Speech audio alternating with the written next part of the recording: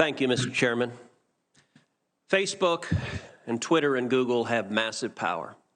They have a monopoly on public discourse in the online arena.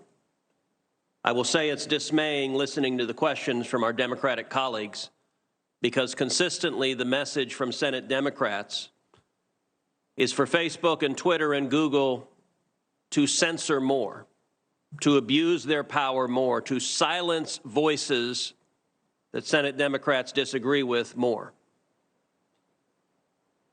That is very dangerous if we want to maintain a free and fair democracy, if we want to maintain free speech. There was a time when Democrats embraced and defended the principles of free speech. There was a time when Democrats embraced and defended the principles of a free press. And yet there's an absolute silence from Democrats speaking up for the press outlets censored by big tech. There's an absolute silence for Democrats speaking out for the citizens silenced by big tech. Instead, there is a demand, use even more power to silence dissent, and that's a totalitarian instinct that I think is very dangerous.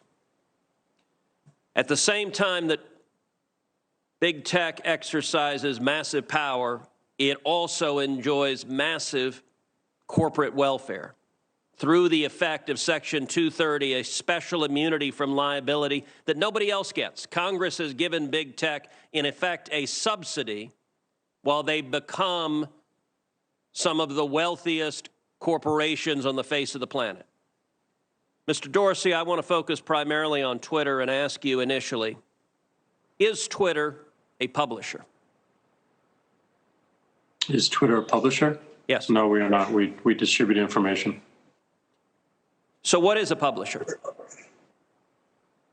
An entity that is publishing under editorial guidelines and decisions. Well, your answer happens to be contrary to the text of federal statute, particular Section 230, which defines an information content provider as any person or entity that is responsible in whole or in part for the creation or development of information provided through the internet or any other interactive computer service. Let me ask you, was Twitter being a publisher when it censored the New York Post? No, we have very clear policies on the conduct we enable on the platform. And if there's a violation, we take an enforcement action, and people choose to commit to those policies and to those terms of service. Except your policies are applied in a partisan and selective manner. You claim it was hacked materials, and yet you didn't block the distribution of the New York Times story that alleged to talk about President Trump's tax returns, even though a federal statute makes it a crime to distribute someone's tax returns without their consent. You didn't block any of that discussion, did you? Our policy was focused on distribution of the actual hacked materials. Did you block the discussion of the president's tax return material? And in the New York Times case, we interpret it as reporting about the hacked materials. Did you block Edward Snowden when he illegally released material? I don't have the answer to that. The answer is no. You haven't used this in a selective manner. Let me ask you, were you being a publisher when you forced Politico, another journalistic outlet, to take down their tweets on a topic that you had deemed impermissible? No. We were enforcing our policy and our terms of service. So on October 15th, Jake Sherman, a reporter at Politico, tweeted the following. I tweeted a link to the New York Post story right after it dropped yesterday morning. I immediately reached out to the Biden campaign to see if they had any answer.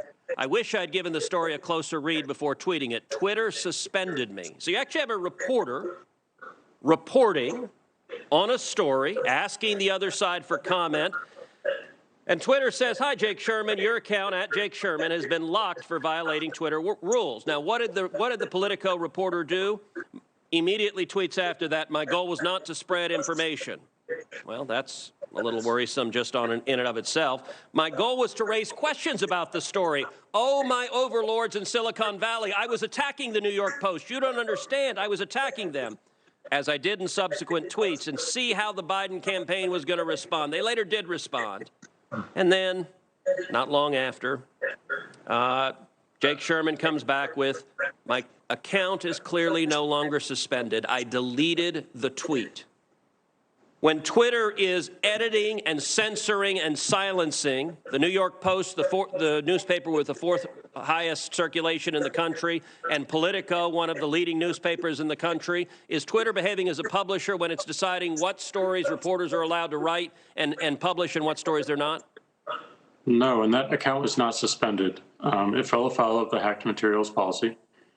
We realized that there was an error in that policy and the enforcement. Hold on, I'm literally looking at the tweet from Twitter that says your account has been locked. You're telling me that this is not an accurate... That's a lock and can be unlocked when you delete the... I understand that you have the star chamber power. Your answer is always, well, once we silence you, we can choose to allow you to speak.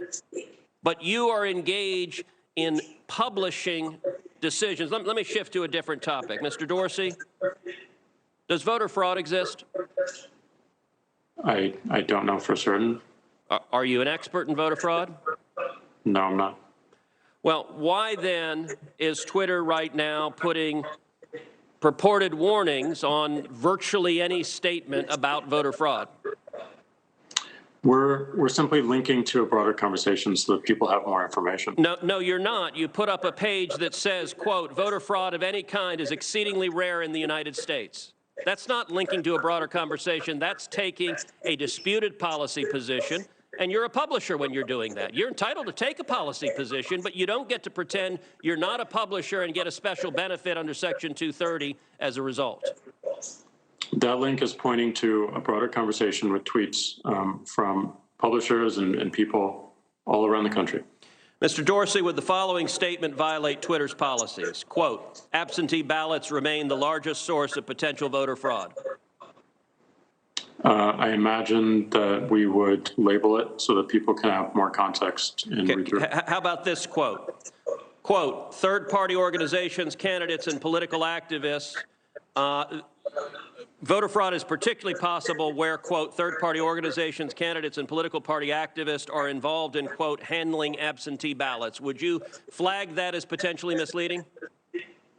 I don't know the specifics of how we might enforce that, but I imagine a lot of these would have a label pointing people to a bigger conversation. Well, you're right. You would label them because you've taken the political position right now that voter fraud doesn't exist. I would note both of those quotes come from the Carter-Baker Commission on Federal Election Reform. That is Democratic President Jimmy Carter and former Secretary of State James Baker. And Twitter's position is essentially voter fraud does not exist. Are you aware that just 2 weeks ago in the state of Texas, a woman was charged with 134 counts of election fraud? Are you aware of that?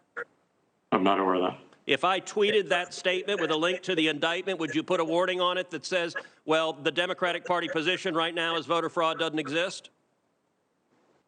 I don't think it's useful to get into hypotheticals, but I don't believe so. You don't believe so? Well, we're going to test that because I'm going to tweet that and we'll see what you put on it. All right. Yesterday, Mr. Dorsey, you and I spent a considerable amount of time on the phone, and you said that you wanted to embrace transparency. So I want to ask you, I have asked Twitter, I've asked Facebook multiple times, how many times have you blocked Republican candidates for office, their tweets or their posts in 2016, and 2018, and 2020? How many times have you blocked Democratic candidates for office? How many times have you blocked Republican office holders? How many times have you blocked Democratic office holders? Twitter has repeatedly refused to answer that question with specific hard data and cataloging the examples. In the interest of transparency, which you said you want to embrace, will you commit in this hearing right now to answer those questions in writing? That's exactly what we want to do. Question. Okay. I'm sorry, Mr. Dorsey, I didn't hear you. That's exactly what we're pushing for as we think about building upon 230. Is that a yes that you will answer those questions in writing? Transparency, not just of outcomes, but also our process as well. Is that a yes that you will answer those questions in writing? We'll certainly look into it and see what we can do. And actually answer them and not give lawyerly doublespeak about why you're not going to give specifics. Answer them. Will you commit to this committee that you will answer those questions? We're going to work to answering broader transparency around outcomes. All right, that's a no. Mr. Zuckerberg, how about you? Will you commit that Facebook will answer those specific questions, cataloging the number of instances in which Democrats in 16, 18, and 20 have been silenced versus the number of instances in which Republicans have been silenced on Facebook? Senator, I'm not sure if we have that data available, but I will follow up with you or your team. Okay, I'm going to take that as a yes, and I'm going to take Twitter. We'll see if it's a yes or transparency is bogus and we don't intend to provide it. Senator Durbin.